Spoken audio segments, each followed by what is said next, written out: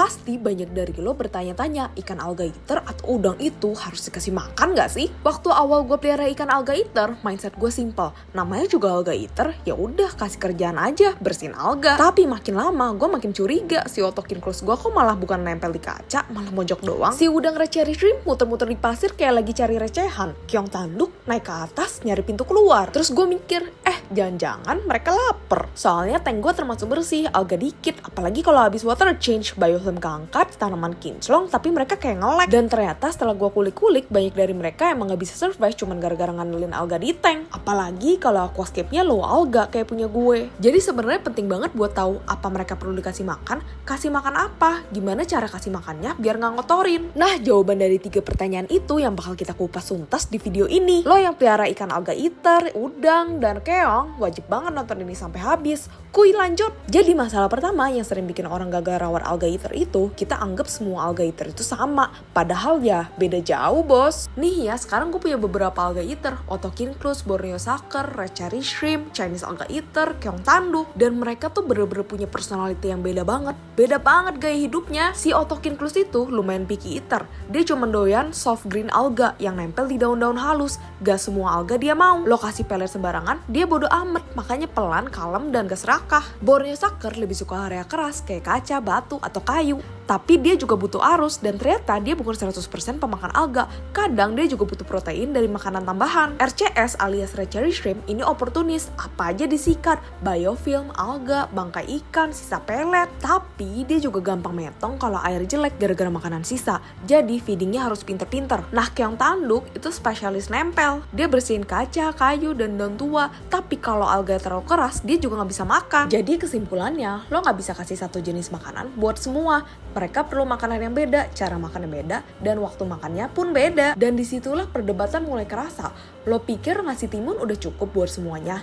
Tunggu dulu, belum tentu cocok buat mereka semua. Gue dulu bangga banget punya tank yang bersih, alga dikit, daun kinclong, kaca bening, air jernih. Gue sampai mikir, wah ini sih masterpiece, alga eater gue pasti happy banget. Tapi kok lama-lama si Otokynthos makin kurus, Borneo sucker diem terus, udang red cherry shrimp saling dorong nyari sisa pelet di pasir, keong tanduk stuck di kaca atas gak gerak-gerak. Dan gue baru sadar satu hal penting, tank yang ideal buat mata kita belum tentu ideal buat kebutuhan mereka. Lo bayangin aja, mereka tuh kayak dikasih kerjaan bersihin alga, tapi gak dikasih alat dan makan. Karena makin matang aquascape lo, alga makin stabil, makin sedikit. Karena lo rutin water change, biofilm keangkat semua. Dan karena lo bersihin kaca tiap minggu, mereka kehabisan lap buat dijelatin. Alhasil mereka kelaparan diem-diem, gak ngeluh, gak bisa minta, cuman diem, kurus, metong pelan-pelan. Dan di situ gue baru ngerasa bersalah sih, ternyata niat baik yang bikin tank bersih malah bikin mereka kekurangan nutrisi. Tapi tenang, kita bisa bantu kok, cuman perlu support makanan tambahan. Gak usah tiap hari dan gak usah banyak-banyak, yang penting pas dan sesuai jenisnya. Nah sekarang gue bakal bongkar pilihan makanan yang cocok banget buat mereka, dari sayur rebus sampai pelet khusus. Jadi setelah sadar alligator gue kelaparan, reaksi pertama gue ya jelas, oke gue bantuin kasih makan deh. Tapi malah stres masuk ke tahap berikutnya. Mau kasih sayur takut nyampah, mau kasih alga wafer takut mereka gak doyan, mau kasih pelet malah rebutan sama ikan yang lain. Yah jangan-jangan makin gue kasih makan makin rusak tuh tank. Pilihan makanan tuh banyak, tapi semua ada plus minusnya. Dan gak semua cocok sama semua jenis alligator yang kita punya. Yang pertama, kalian bisa kasih sayur rebus, zucchini, timun, bayam, wortel tipis. Ini tuh murah, gampang, dan alami, tapi gampang busuk. Harus direbus bentar biar tenggelam. Dan gak semua alligator langsung doyan ya, Otokynthos butuh waktu adaptasi. Kalian bisa coba juga alga wafer atau spirulina disc. Nutrisinya tinggi dan praktis banget, tapi kalau kebanyakan bisa bikin air keruh. Red cherry shrimp doyan, Otokynthos kadang mau, Borneo lumayan picky. Ini harus dipotong kecil-kecil, jangan asal jemplungin karena dia bisa ngembang. Next, kalian juga bisa pakai pelet bottom feeder. Biasanya mengandung campuran protein dan plant based. Tapi gak semua keong bisa makan, rawannya rebutan sama ikan di atas. Selanjutnya, kalian bisa coba pakai daun ketapang tua. Ini biofilm booster alami. Biasanya gak langsung dimakan, tapi bantu munculin makanan mikro. Plus bonus turunin pH. Nah, kalian juga bisa masukin kayu driftwood. Ini bukan makanan sih, tapi penting buat pencernaan si Otokynthos dan Borneo. Sering diabaikan padahal mereka kadang ngegrogotin lignin dari kayu. Jadi ini bukan soal kasih makanan doang, tapi ngasih makanan yang pas buat makhluk yang pas dengan cara yang gak nyampah. Nah, pertanyaannya, Timun itu sehat, solutif, atau cuma mitos doang yang keburu viral di internet? Gue tuh lumayan gak ngerti sih kenapa timun itu bisa seviral itu di dunia aquascape. Tiap ada yang nanya, "Bang, alligator lo dikasih makan apa?" Pasti ada yang jawab, "Timun bang, aman, pasti doyan." Karena penasaran, ya gue cobain dong. Gue potong tipis-tipis, terus gue tusuk, baru gue masukin ke dalam. Terus gue tungguin dah kayak nonton sinetron. Awalnya kayak tanduk yang dateng, oke dia nempel.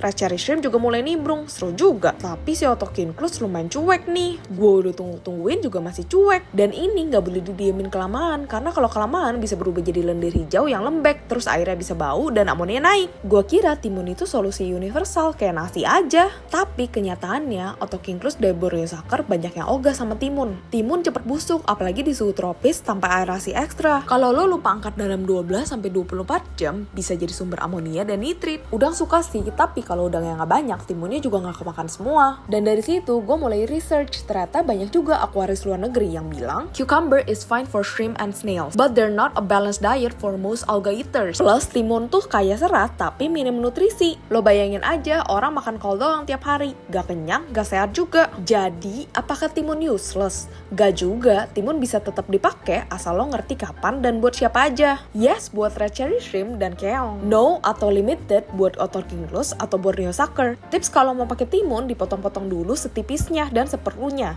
Tusuk pakai lidi atau garpu, terus tempelin ke dasar. Angkat maksimal 24 jam, jangan tunggu sampai air kamu tercemar. Idealnya dipakai buat weekend snack, bukan menu harian. Jadi kesimpulannya, timun itu bukan racun, tapi bukan juga keajaiban. Dan kita masih punya banyak opsi makanan lain yang bisa jadi lebih efektif dan lebih aman. Nah sekarang gue bakal breakdown cara feeding yang ideal. Gimana caranya ngasih makan, biar dimakan yang butuh dan gak direbut ikan lain. Dan yang terpenting, gak bikin tank lo berubah jadi kolam limbah. Yang pertama, feeding sembarangan sama dengan chaos. Ikan yang cepat kayak neon tetra, rasbora, dan bahkan gapi itu bakal ngerebut duluan. Otokynthus dan udang lambat, pemalu, nunggu aman baru nyamperin. Kasih pas lampu nyala sama dengan makin kacau, semua ikan aktif. Kalau kasih makan biar cukup, sisa makanan sama dengan naik amonia, alga bloom. Akhirnya gue mulai ubah teknik dan hasilnya beda banget. Yang pertama, gue kasih makan malam-malam pas lampunya mati. Ikan lain udah mulai tidur, alga eater justru aktif cari makan. Next, kalian bisa sembunyiin makanan di spot tersembunyi kayak di balik kayu, celah batu, bawah daun. Yang udang dan keong punya akses, tapi ikan susah nyusul.